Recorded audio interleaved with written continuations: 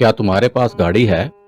मैंने मुड़कर उसकी तरफ देखा और चंद लम्हे तक उसे हैरत से देखता चला गया। वो दांत निकाल रहा था और बार बार अपनी दाढ़ी खुजा रहा था।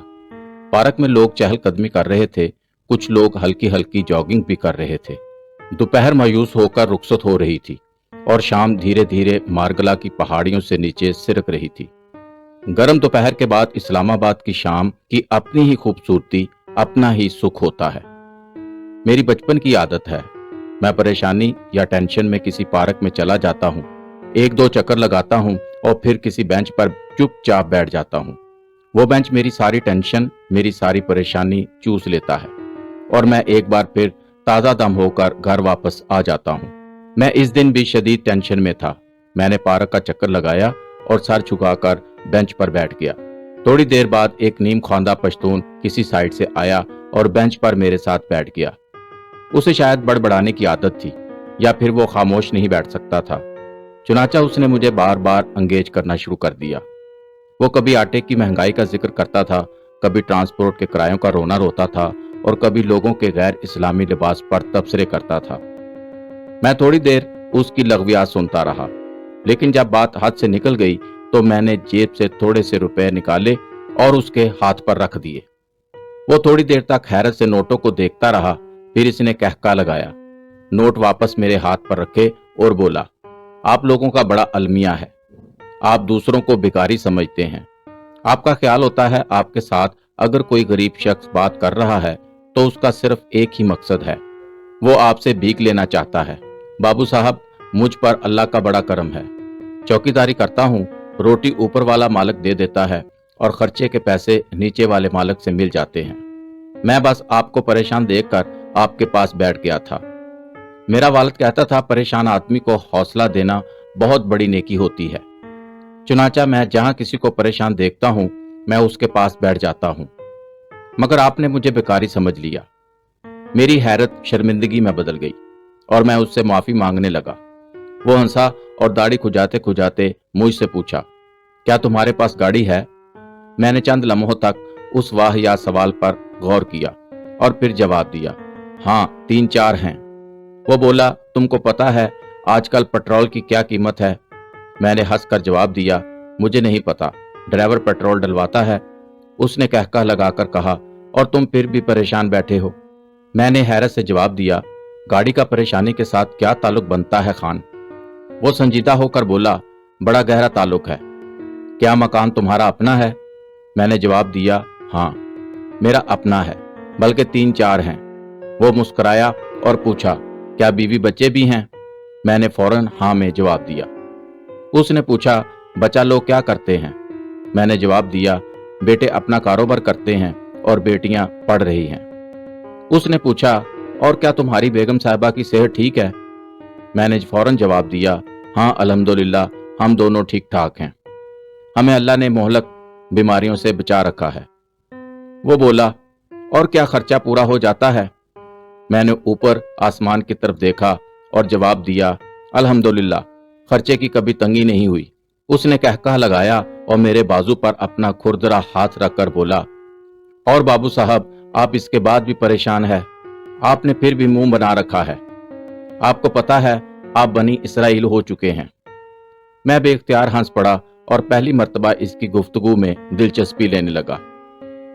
मैंने उससे पूछा, मैं बनी इसराइल कैसे हो गया और बनी इसराइल क्या होता है?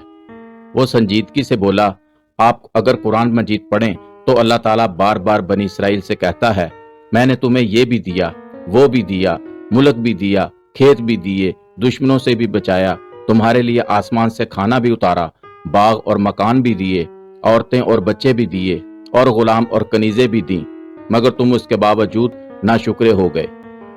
तुमने उसके बावजूद मेरा एहसान नहीं माना।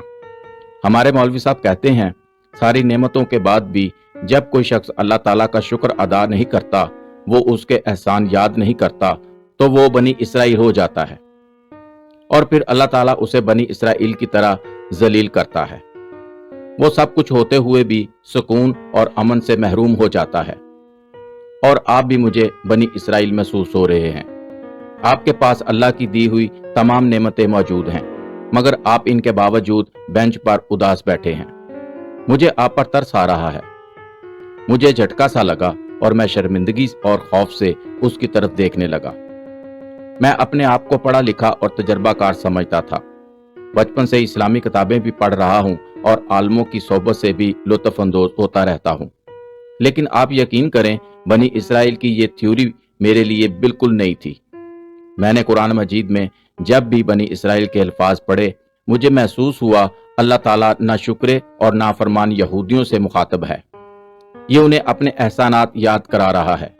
लेकिन क्या अल्लाह ताला की नज़र में हर एहसान फरामोश बनी इसराइल हो सकता है?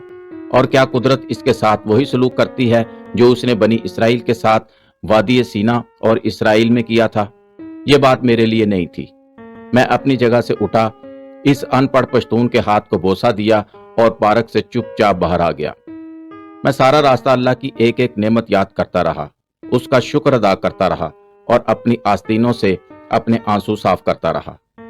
मैं क्या था और मेरे रब ने मुझे क्या बना दिया? मगर मैं उसके बाद भी परेशान और मायूस रहता हूँ। मुझसे ज्यादा बनी इसराइल कौन हो सकता है? मुझसे ज्यादा उसके इंतकाम को कौन डिजर्व करता है? मैं रोता जाता था और अल्लाह ताला से मुआफी मांगता जाता था। उसने मुझे अपने इस शानदार तरीन वक्त में पैदा किया जिसमें दुनिया के तमाम नामुमकिनात मुमकिन हो चुके हैं। पूरी दुनिया का इल्म मोबाइल फोन की स्क्रीन में इकट्ठा हो चुका है। आप गूगल पर टाइप करें और आपकी टाइपिंग मुकम्मल होने से पहले आपके सवाल के तमाम मुमकिन जवाब स्क्रीन पर मौजूद होते हैं। दुनिया ने कोरोना जैसी वबा 2 साल में सफ़े हस्ती से मिटा दी। 8 मोहलक बीमारियां बचपन में वैक्सीन देकर खत्म कर दी जाती हैं। दुनिया में अब नए दिल, फेफड़े, गुर्दे और जिगर लगाए जा रहे हैं। डॉक्टरों ने पिछले साल एक शख्स का गर्दन से ऊपर सर बदल दिया। 4 दिन पहले इसराइल में एक नौजवान का कटा हुआ सर दोबारा लगा दिया गया। इंसान आज मां के पेट में मौजूद बच्चे के दिल का बाईपास ऑपरेशन कर देता है और वो बच्चा वक्त पर सेहतमंद पैदा होता है। आज की दुनिया तमाम इंसानों के लिए खुली हुई है। आप तरक्की करना चाहें तो आप बेशक खरबपति बन जाएं, आपको कोई नहीं रोकेगा। आप दुनिया के आखिरी कोने में जाना चाहें, आप चले जाएंगे। आप 70 साल की उम्र में PhD करना चाहें, आप कर लेंगे। और आप आज स्याह फाम या इंडियन होते हुए भी अमेरिका और बरतानिया के हुक्मरान बन सकते हैं। अल्लाह ने मुझे अपने इस शानदार जमाने में पैदा किया।